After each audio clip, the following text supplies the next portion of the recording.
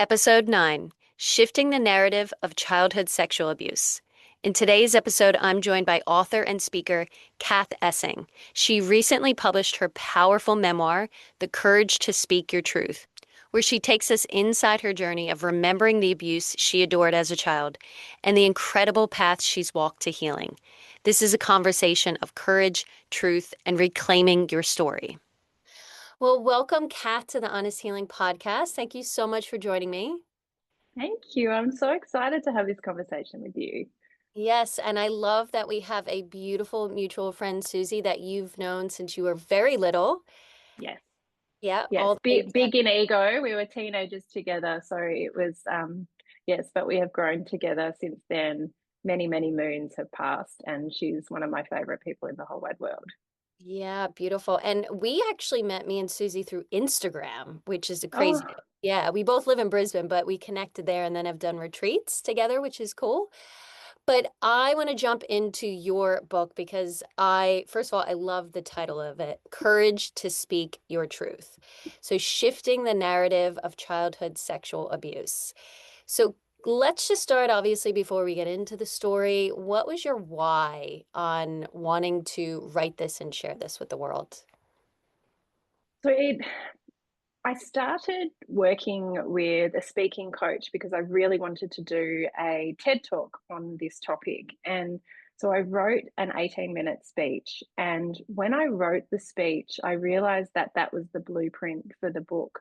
And so I always knew I wanted to have these conversations publicly. I always knew this was where I wanted to advocate for change, but I wasn't quite sure how.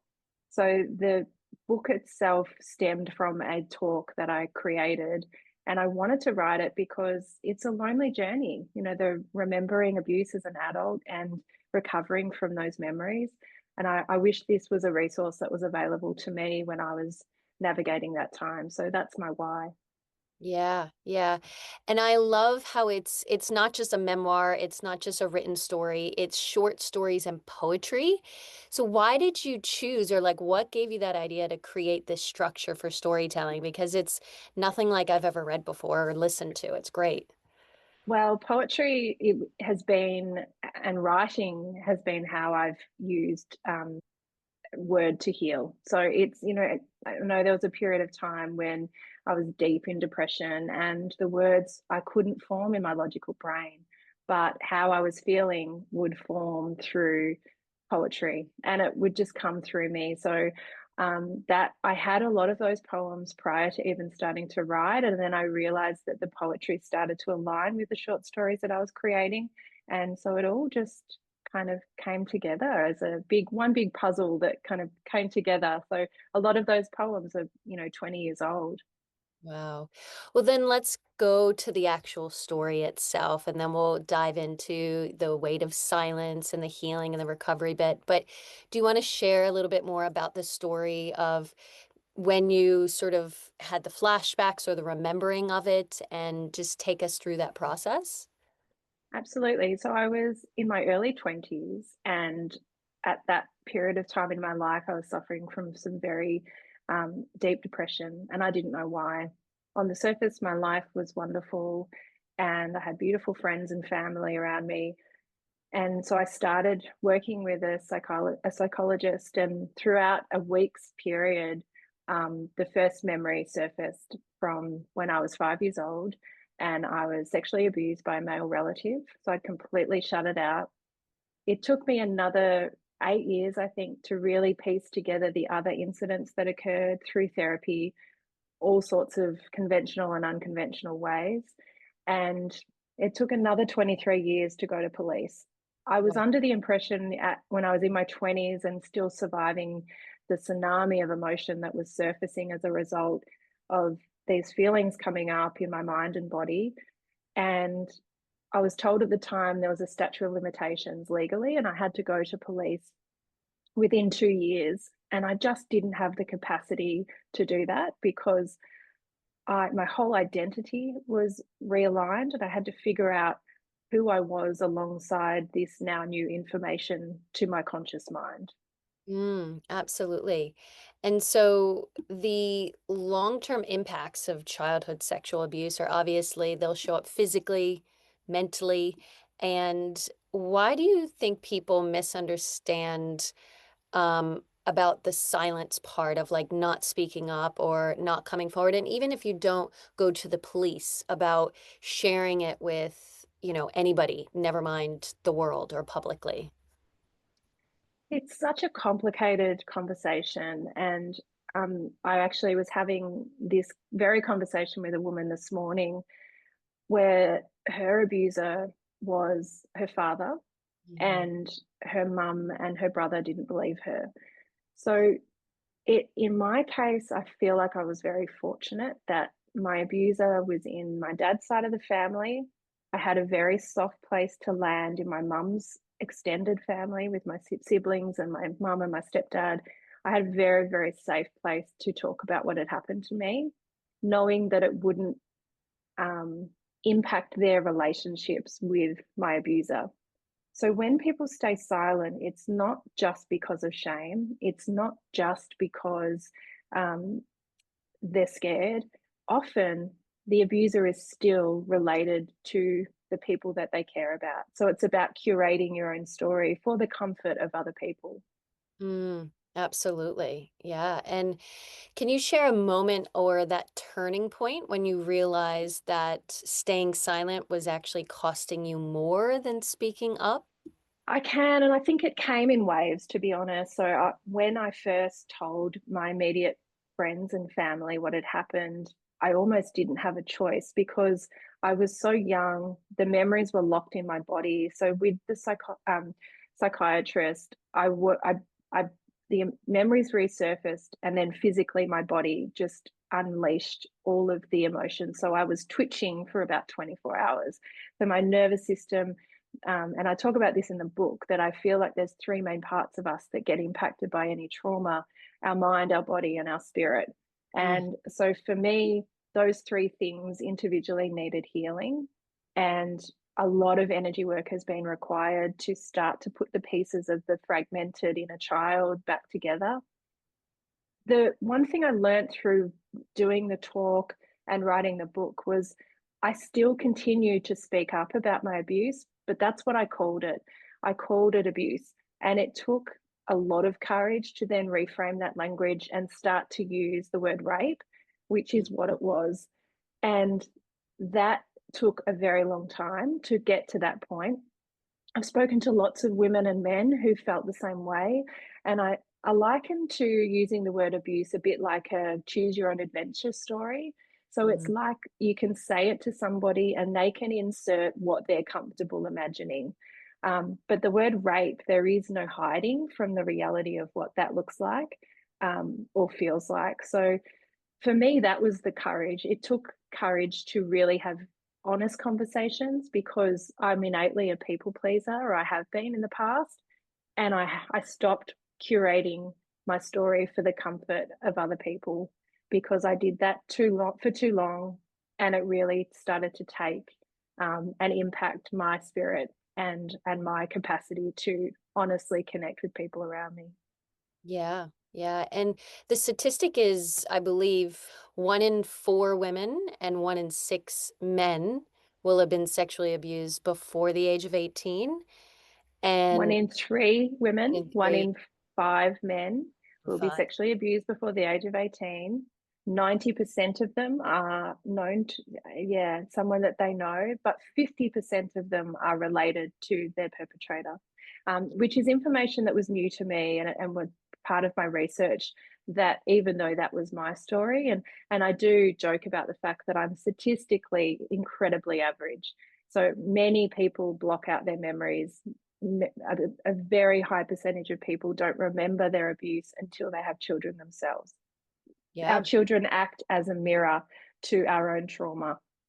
And I think the reason I remembered mine earlier is because I have a sister who was the same age I was when the second incident occurred. She was 8, and she was my mirror. So I faced a lot of my own story before I became a mother, and it still impacted me. It's still, when my daughter turned 5, when my daughter turned 8. And so the motivation for going to police was very much about I cannot afford for her birthday to impact me. And so that's why I went and told my story. Yeah. And I'd love to hear a little bit more about what are some of the, you said traditional and non-traditional healing modalities that you've done, that you worked through. I'd love to hear about them. So I joke with people about how I've done everything from medication to meditation and everything in between. So I'm actually trained in NLP and psychotherapy. Mhm. I've never practiced those things necessarily through my coaching practice. I have worked with clients using those modalities, but I really have used them to heal myself. Mm. Lots of energy work. I'm a Reiki master, and I have seen shamans. I have done qigong. I've done a Vipassana 11-day retreat. I I look at healing and the way that I've healed my body as every choice I make in every moment. So as a teenager, I believe that I probably saved my own life by being an athlete. I swam every morning, which I believe allowed me to feel at home in my own body, that I may not have felt like that had I have not chosen to put the time and energy into being so strong and having an identity that was strong. So, writing is another thing that I have leaned into a lot. Poetry, as I've mentioned. And, I talk about in the book how what worked for one phase of my healing didn't work for the next. So, seeing kinesiologists and seeing, like all different types of modality would sometimes I just trusted that the right person would turn up, and that was what I needed at that time. But a lot of inner child work that was fundamental in psychotherapy for my healing and to feel at peace within myself is making sure those little girls are also at peace. Yeah. Do you work ever with IFS or internal family systems? And part of NLP, that's Yeah. very much, I've done a lot of that too. And that's so powerful.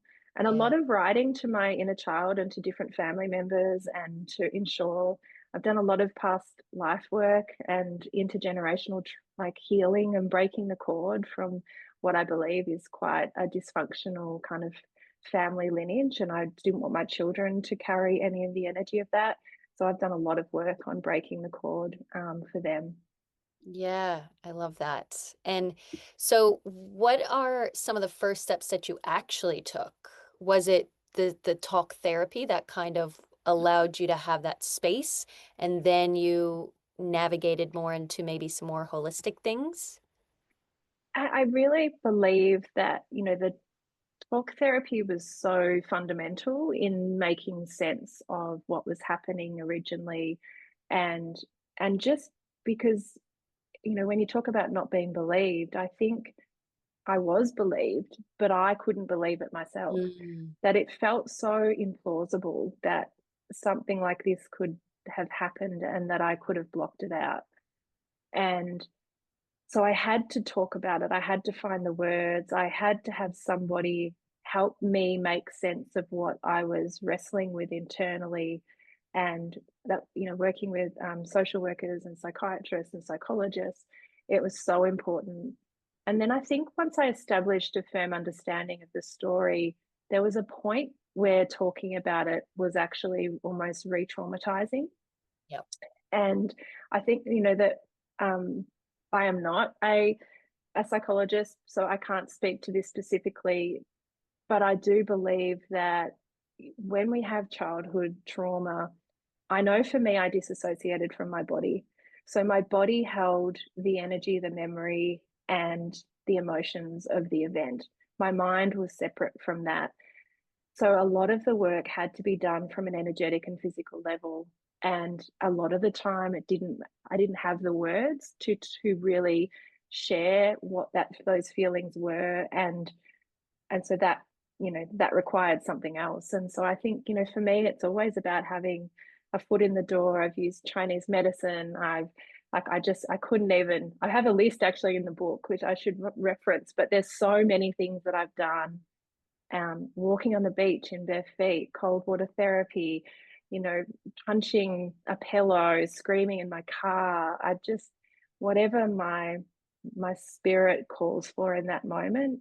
Last night, even I felt a little bit wobbly yesterday, leading into my birthday next week. And it doesn't happen every year, but sometimes it does. And I just felt a bit more exposed this year, I guess, having shared my story so publicly.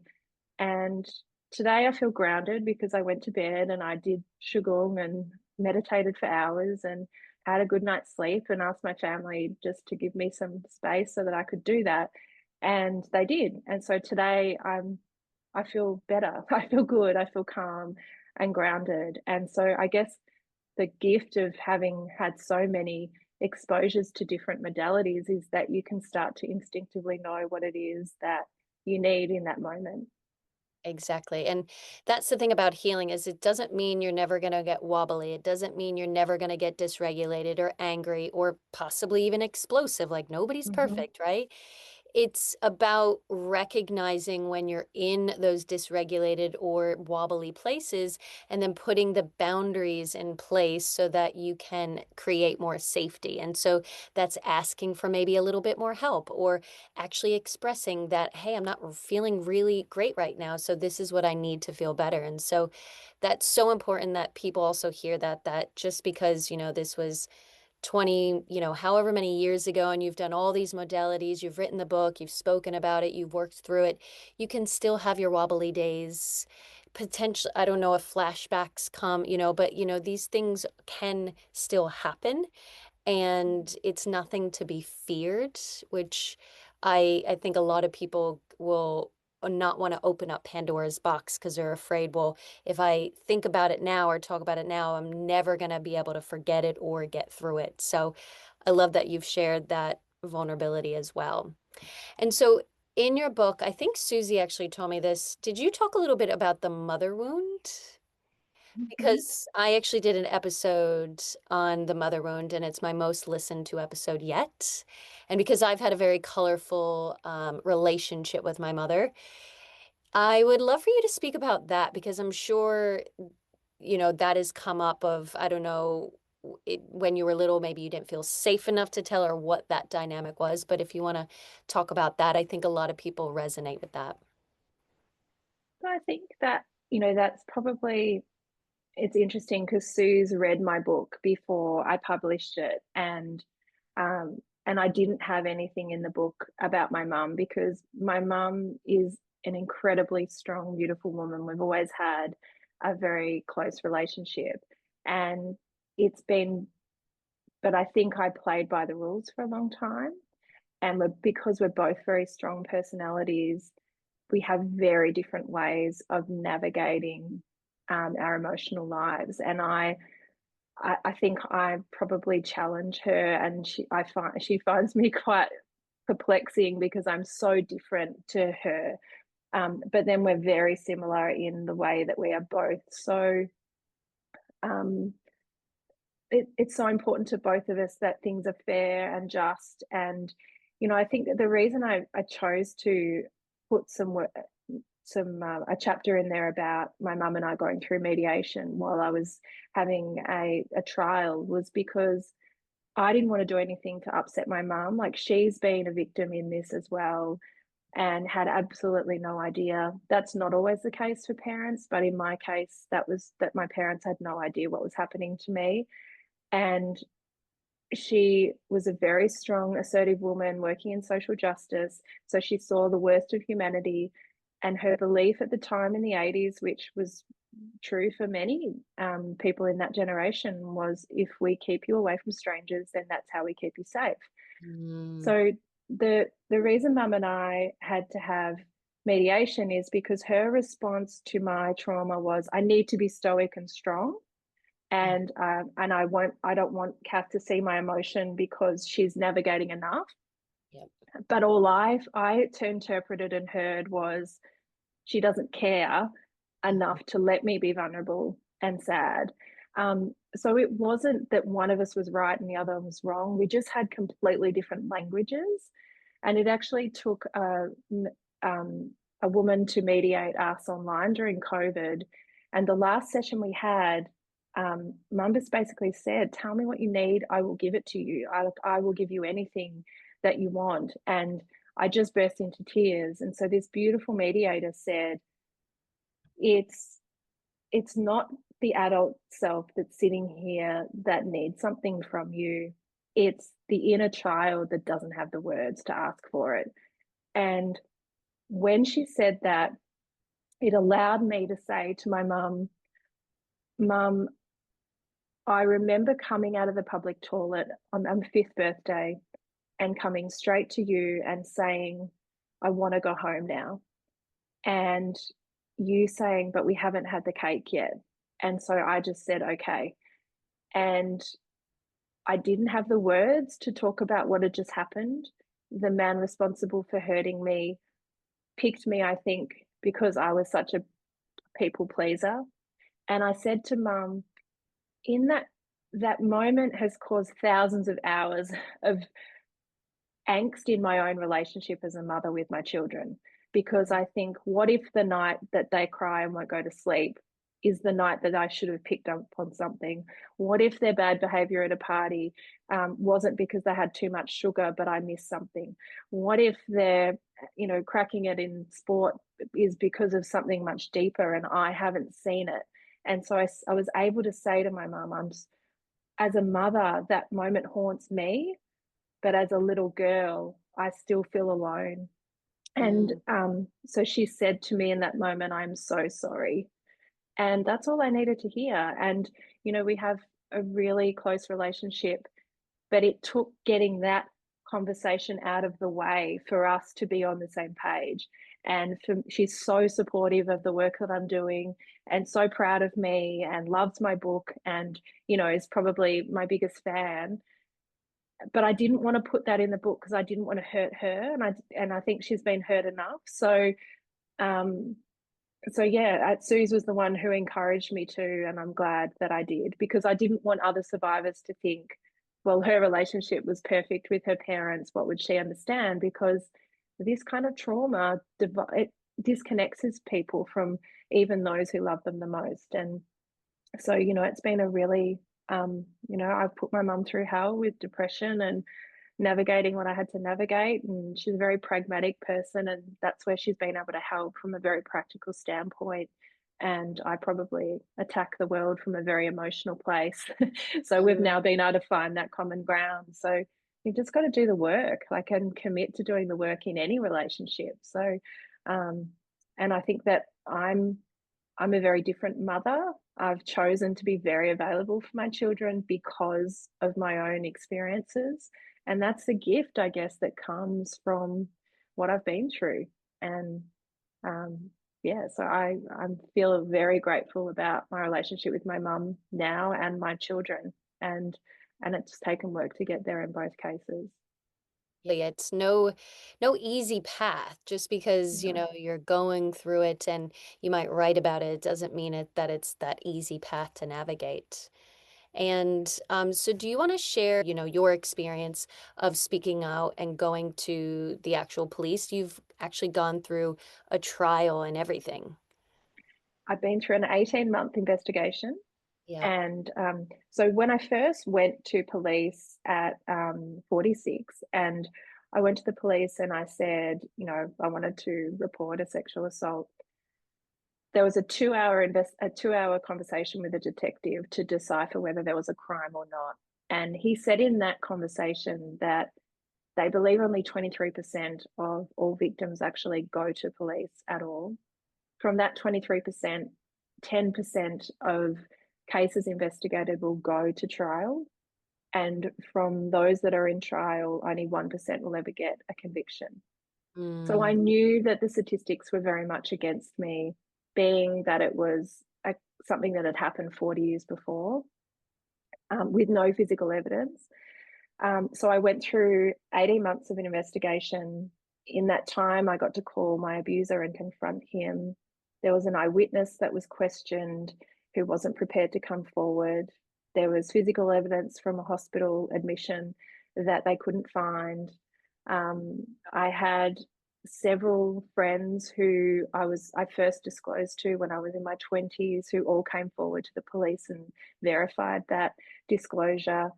But unfortunately, their disclosure used the language that I used at the time, which that I remembered abuse by a family member.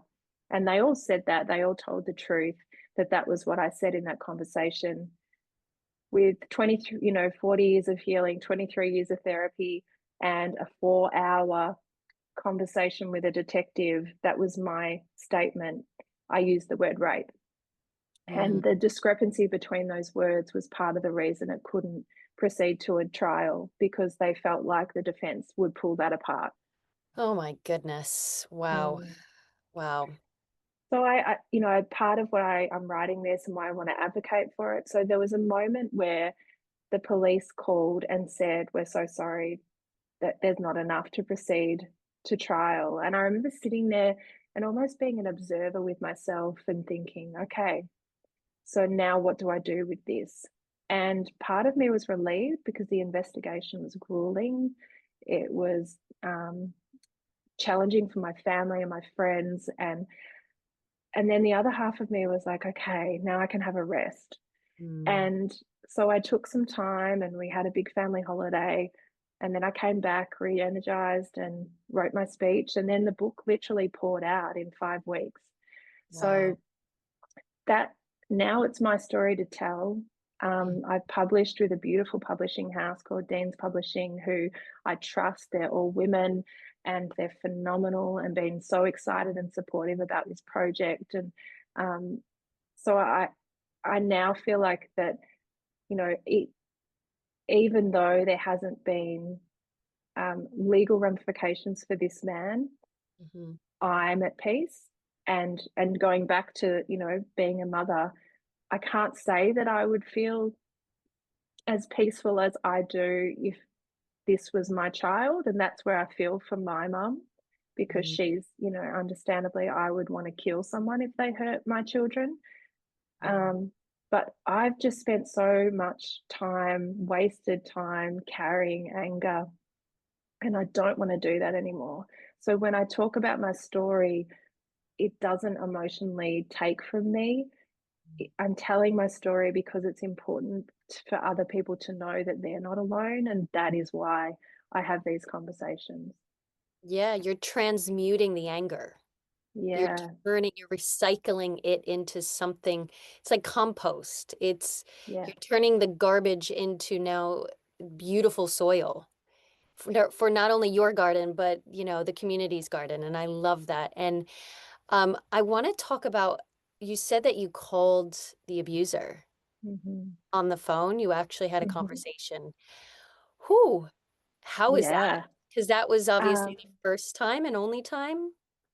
yeah. So I hadn't seen him for over 20 years. Mm. And when I first remembered my abuse, I did tell my dad, and I wanted him to tell his other siblings because there were other children in the family. So I felt that was really important for me to do, more than go to police, that I just really wanted the other people in the family to be aware and to keep the children safe. I didn't have the capacity to do more than that. I have been asked by people if I feel guilty that I didn't do something earlier, which I find a really perplexing question. Um, and What's the and then I wasted emotion? Guilt. Yeah, and look, that you still, I guess it's interesting that with any sexual assault, it's always so fuzzy about where the responsibility lies. And I think a question like that just feeds into that narrative. Mm. Um, so I did what I could at the time, and and I'm proud of myself for that. What that family chose to do with that information is none of my business. Um, and I had nothing to do with them after that period of time. So when I rang my abuser, it was really tough. Like I had a whole entire meditation group holding space for me at the moment I knew I'd be making the call with police. I had 2 sessions with a psychotherapist leading into that to ensure that my voice would work, that I would, Mhm. be able to find my strength. And I did, and I confronted him about all 3 incidents that happened. He denied everything in Mhm. a very calm, composed way. And I ended the call saying that, when I look in the mirror, I see a woman who knows her strength. And I understand now that you are simply a man who could not who didn't have the capacity to find that strength within yourself. And so taking my power was the only way that you could feel yours. And, and I feel good about who I am. And I just feel curious about what you see when you look in the mirror. Um, and so that was the moment I think that I got to take my power back. Mm. And I hung up the phone and my body started shaking. And I went home to bed and laid there for 4 days. And it was like an open wound that all of the emotions and all the grief from all the little nuances, like, grief from walking away from cousins that I loved, and grief from the ways that this had impacted my relationship with my own dad and mum to a degree, and my sister and my past partners and my husband, and all the moments that this man had taken from me, not just those three incidents, but the flow on effect. And it's like I had to watch all of that and all the anger and grief and sadness and guilt and everything just come up and just be let go of. And then I just got up and went, okay, that's it. And so I not distracting myself from all those things and just lying there and feeling it. It was like a 4 day psychotherapy session. It was quite terrifying and profound, um, and I know that that's not everyone's style, but I just had nowhere else to run. And so No, I that's just, what regulating through is yeah, recognizing what do you need right now. Right now, I just need to be in bed for 4 days. There's yeah, nothing to be ashamed about. There's nothing to feel lazy about. Like you just accepted where you were at. You gave your body what it needed, and that's what healing is. yeah. It's not about powering through and going to work the next day and everything's fine and dandy. And it could, that if that was the case, sure, but it's about being real. It always comes down to that. Absolutely. And there were times in the investigation, I gave my 4 hour like it took 4 hours to give my statement to police, because every sentence they speak back to you to make sure that the language is accurate. And that was grueling too.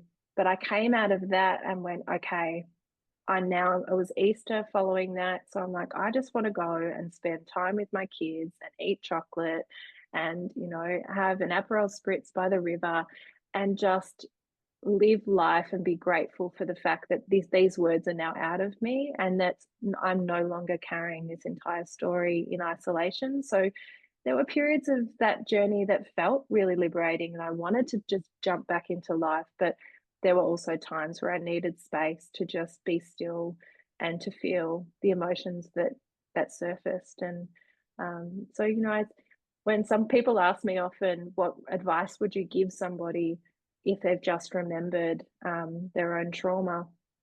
And I liken it to someone having a sudden loss of a person they love, and then saying, okay, how do we grieve?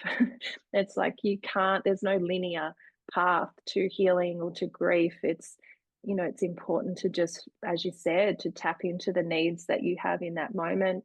But I think the fundamental, thread is that don't try and do it alone. Mm, And it's important to lean into support from others and to ensure, because I think I had a tendency to isolate myself at periods of time. And because I didn't have the words, it wasn't that I didn't have people to talk to, but, mental health and depression plays horrible tricks on our own experience in reality. And I had to navigate all those things in addition to the past story. It was the present story that my body was allowing me to see in that moment.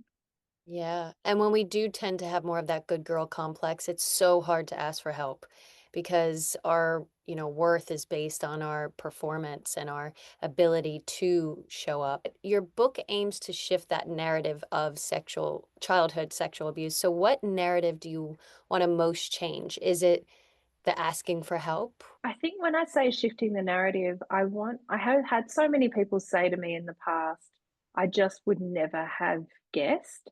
Um, and so I believe that the way in which we frame what a survivor looks like is incorrect and incomplete. I also believe that the way that we look and frame what a perpetrator looks like is incomplete and incorrect. So the shift for me needs to be about the prevalence of this in our society and being aware that it is in our families, it is in our schools, it's in our churches, our sports groups, and there's also a insurgence of abuse by children of children, um, and I believe that that's another conversation, and it's not one I'm qualified to have. But children are being exposed now online to too much, and now we have to really have open conversations with our children about boundaries and what's appropriate behavior by peers and by adults, because if we don't shift that conversation from it's stranger danger to this is about trusting your own instinct, then these numbers will never change. I feel like we worry about the wrong things. We get so obsessed with, whatever the TV is feeding us fear about, but yet we won't have these conversations with our children that are very, I mean, they might be complex, but they're also still very simple conversations. And we are worried about the wrong things. I go back to Gabor Mate all the time, like his book, The Myth of Normal. Our society is just what we've normalized is quite toxic. And that's Yeah. why I think these numbers haven't shifted because normalizing, we're normalizing dysfunction. And we're calling it either productivity or we're calling it, or that's just the way they are. That's their Mm. generation. It is what it is. Like these very limiting excuses for people not taking accountability. So I love that you shine a light on that. And do you believe deep down inside that these numbers are shifting and will shift with the amount of awareness that is going on? Because all of my listeners, and I think I have about almost 20,000 followers on Instagram, my following is 35 plus. I think 60 or 70% of the people who listen to me are 35 to 55. So Yeah. we are definitely in the generation of the 1 to 3 and the 1 and 5. But do you think the generation below that, maybe the numbers are starting to shift a little? No, I don't. I think that now we have greater risk for our kids with online content Mm. being shared. And, I don't like only recently in Victoria, there was a case where a 26-year-old man was arrested.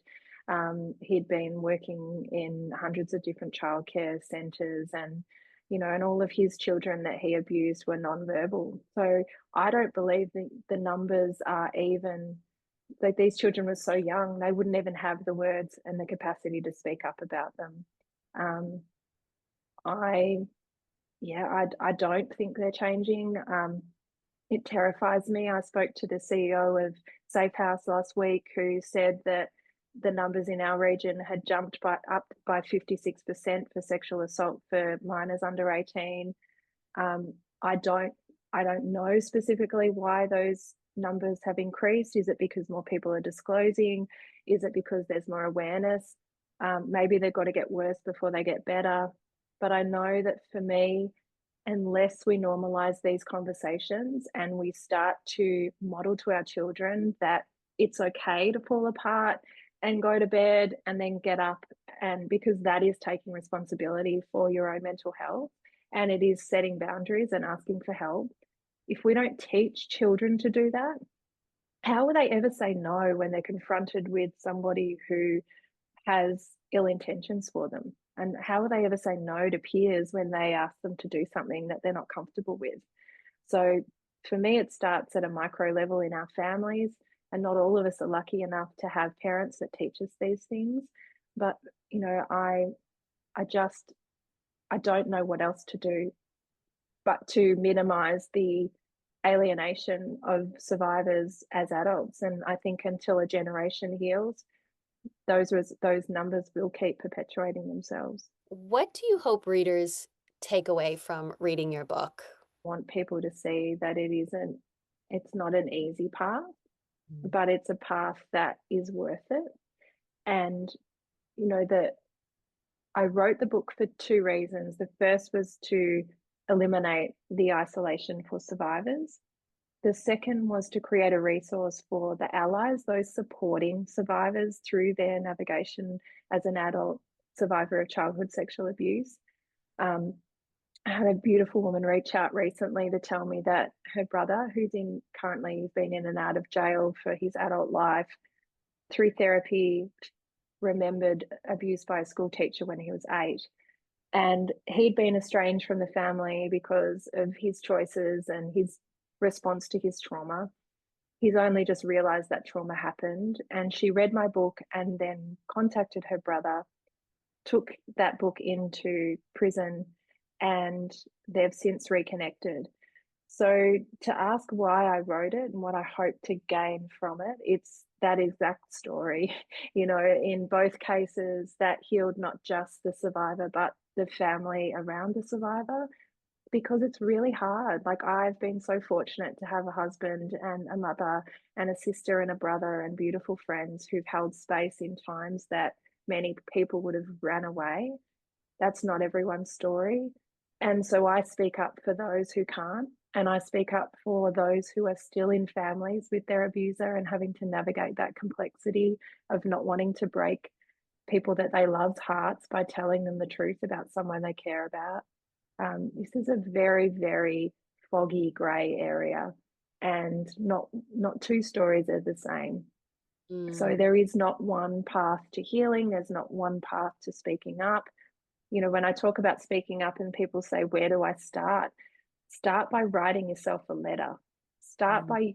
by visualizing the words and saying the words out loud in private, by writing a letter and burning it, never sending it. But it's starting to gain the narrative and the story and making sense of that yourself. That takes courage. And Mm. that's where you need to start. Yeah, absolutely. That is a huge reason why I wrote my memoir was to for my own healing. And it is, I feel like the 4 years that I took to write it was like 25 years of therapy. And when I first read it or first wrote it, I wrote a chapter a month and I would say it out loud to my husband. And pretty much every chapter I was bawling my eyes out. And now when I read it from a place of empowerment, not this like wounded little girl. So I believe 100% in the power of writing. You don't have to share it with the world. You don't have to publish the book, but like getting it out. Sunlight is the best disinfectant, and shame can only live in the shadows. Cool. Thank you so much for having the courage to speak your truth because I know that it is helping so many people. And please, can you tell people where to find your book, where to connect with you, and all that good stuff?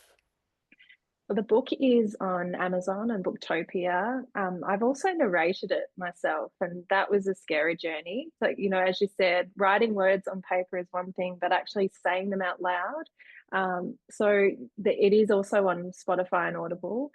And if you Google Kath Essing, I'm kind of everywhere, but I'm on pretty present on LinkedIn and Instagram. And my website is www.bespeak.au. So come find me there. Awesome. Well, thank you so much for your time and your wisdom, Kath. Thank you. Lovely to meet you. Thanks for listening to the Honest Healing Podcast. If you want to check out more of what I do, you can always find me on Instagram. I'm most active there. Katie Delamon is my name. And also, if you're wondering about what else I do, where you can grab my book, my one-to-one coaching, my nervous system reboot program, check out my website, www.katiedelamon.com.